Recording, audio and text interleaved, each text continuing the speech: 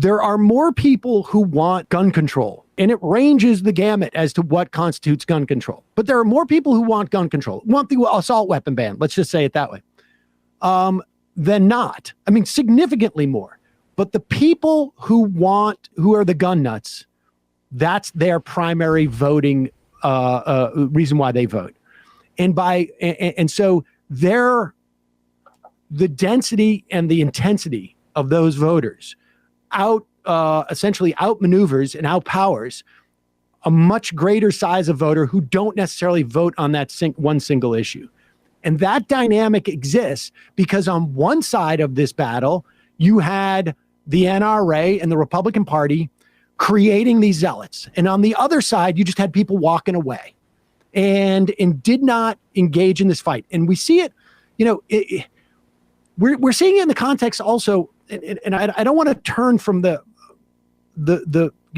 main issue here, which is, of course, these guns are killing people, but the stuff with the cops, like there is another narrative here that the Democrats have been running away from for the past 2 years as a way of blaming their losses on it, which again, it was not. And I've not necessarily a fan of the lack of nuance of the 3 words defund the police, but who cares? That's not relevant because these things can be turned I also was not a fan of how are they going to turn CRT into a boogeyman? Nobody knows what it is. Well, if you exert enough effort from enough places, you can make, a series of words mean something, and the idea that you've had this town where 40% of their budget has been dedicated for God knows how many years to a police force, and perhaps the single most important moment, test of everything that you've larded in there. Like I'm looking at these images and these videos of the cops dealing with the parents out front.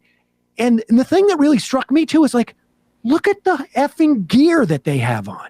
I know. These guys are if these guys were military in the middle of a war zone, I would be like, wow, they are really decked out. These guys have every single possible imaginable set of gear. They're wearing it and they're just they're not even doing crowd control. And they're wearing all this gear. They've got, guns with scopes. They've got 14 different types of Kevlar protective gear. They've got they've got everything imaginable.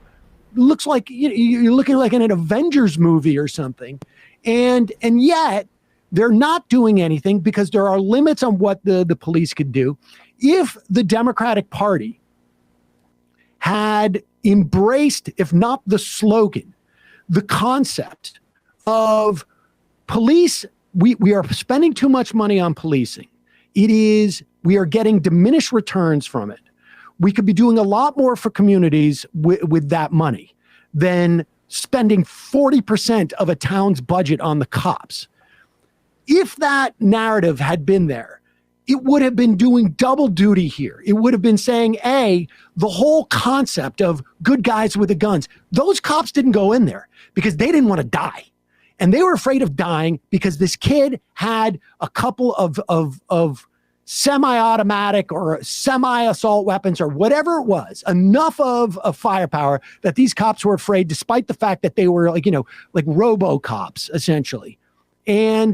And yet there is no existing narrative. It is like if the Democrats can't feel that they can win anything in that moment, like it's low-hanging fruit, they build nothing. They do nothing for the future. There is nothing going on. And then to go and take 10 days off, it's like, Chuck Schumer doesn't want to have it. He wants to give time for negotiations. Bullshit. Yeah. No. Bullshit. They wanted to take their vacation.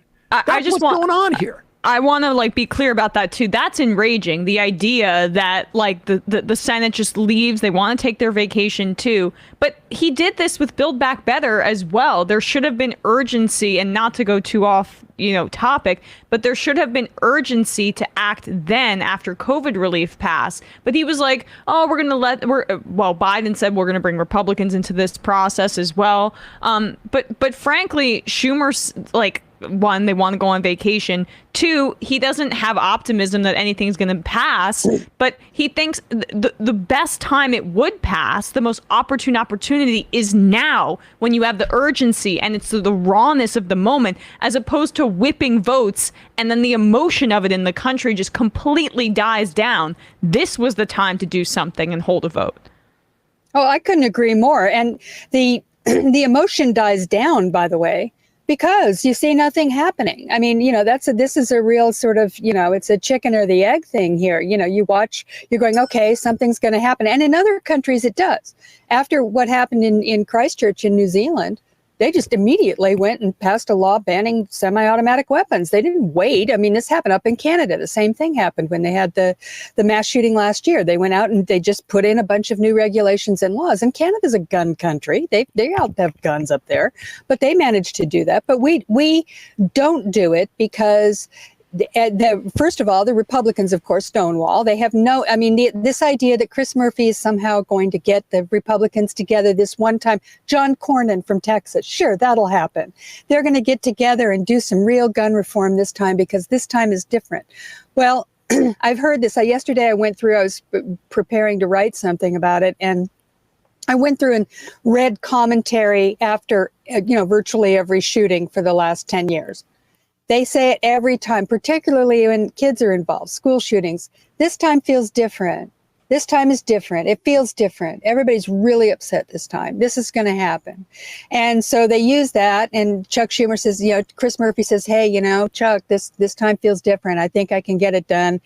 Chuck says, okay, great. Everybody wants to go on vacation. Right. They let it go, but they're just trying to run out the clock here until people start to, the news cycle changes. You know how it works. I mean, we've been through it so many times. This is why I get, cynical about the whole thing, because I'm just watching it happen again and again and again. And like in this situation down in Texas, we have this new thing where the cops really seem to have performed very badly. At the very least, something went wrong, which I think we all saw when we watched. First of all, the fact that they didn't do the usual pattern. That was a tip off to me. I'm going, where's the news conference? Where are the cops and the FBI out here, standing out there in front of the press, giving us a rundown on what happened?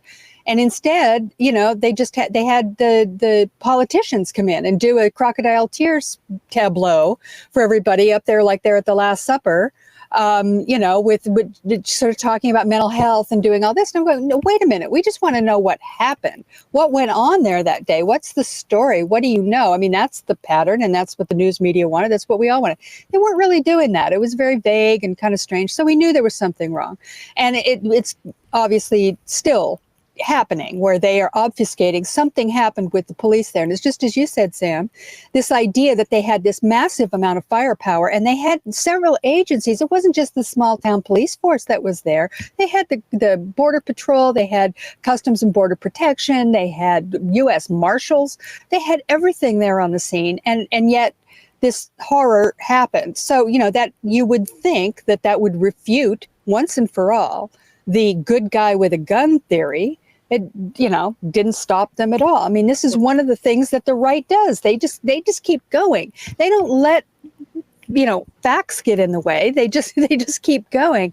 And the Democrats, on the other hand, the minute that, some little thing happens that makes them, kind of worry that their stance has cost them some votes in a swing district somewhere, they run for the hills. And this has ended up with these ideas on things like on these culture war ideas, these deep, serious culture war ideas, which are really driving our politics. I don't believe it even has anything to do with taxes anymore.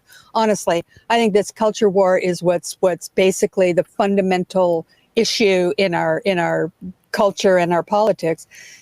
They have been allowed over the course of 20 or 30 years to just drive home their culture war ideas with very little opposition, or at the very least, the opposition is sporadic and fitful and inconsistent. So there's no, there's no countervailing force out there that is sort of, fighting. It's like they're having these little, Democrats have these little skirmishes, and then, let's negotiate. And then well, I guess that didn't work out. And then they go where the Republicans are just, they're like, they're Sherman, running through the South with their culture war. And I mean, it's killing people. We just saw it happen with the pandemic, with the right's, aversion to masks and vaccines, and just absolutely being, completely hostile to the kind of public health mitigation that was there and available for people to use in order to save lives, refused to do it because they are just on a sort of a nihilist collision course with modernity, and they're not going to let anything stop them. And here we have, now we're having, mass shootings, and have had for years now. We get these clusters of them where they all come up. There's and there'll be something horrific like a school shooting where dozens of children are injured and killed, and they just keep going. And the Democrats keep saying, well, gee, maybe this time people will wake up. That seems to be the strategy. As far as I can tell, the strategy is, well, gee, maybe if it gets really bad, then people will wake up and they'll vote these people out of office, and then we can change things.